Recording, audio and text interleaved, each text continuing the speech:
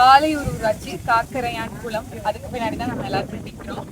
ஒரு ஆகச்சிறந்த செயலை, ஒரு களப்பணியை வந்து நம்மளுடைய நாகப்பட்டினம் சட்டமன்ற பொறுப்பாளர்கள் அப்புவன் அகில இயக்கக்கூடிய பலர், அண்ணன் சாமி அவங்களுடைய அப்பா, அவங்களாம் வந்து பராமரிச்சுட்டு இருந்த குளம் நடுவில் வந்து ரொம்ப பாதிப்புகளா இருக்கு. அது யாருமே கண்டுக்காம இருக்காங்க. இது ஒரு அரசு ஆக்சுவலி பராமரிக்க வேண்டிய ஒரு குளம். அண்மையில வந்து குத்தகைக்கு விட்டுருக்காங்க, அரசு அதை கூறுவாருங்கன்னு சொல்லியிருக்காங்க. அந்த பணியை இவ்வளவு நாள் கிடப்புல போட்டு கண்டுக்காமே இருந்த போது யாருமே அதை கண்டுக்கல. ஆனா நம்மளுடைய நாம் தமிழர் கட்சி உறவுகள் வந்து அதை நாங்க கிளீன் பண்ண போறோம்னு சொன்னதுக்கு அப்புறம் திமுக வந்து அதுக்கான பெரிய ஒரு டிராமாவை, ஒரு ஹங்காமாவை இங்க கிரியேட் பண்ணிருக்கு அப்படிங்கறது சகோதரர் சொல்லிக்கிட்டு இருந்தாங்க.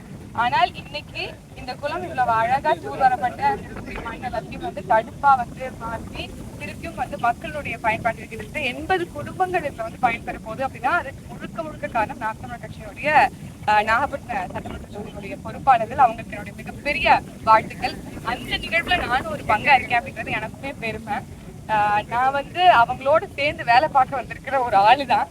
ஆனால் அவர்கள் எவ்வளவு பணிகள் செய்திருக்கிறாங்க அப்படிங்கிறதுக்கு ஒரு மிகச்சிறந்த ஒரு எடுத்துக்காட்டுதாக இந்த குளம்.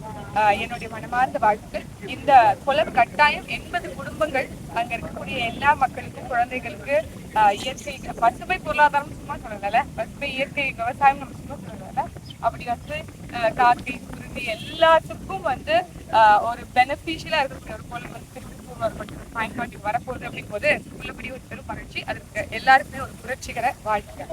நன்றி.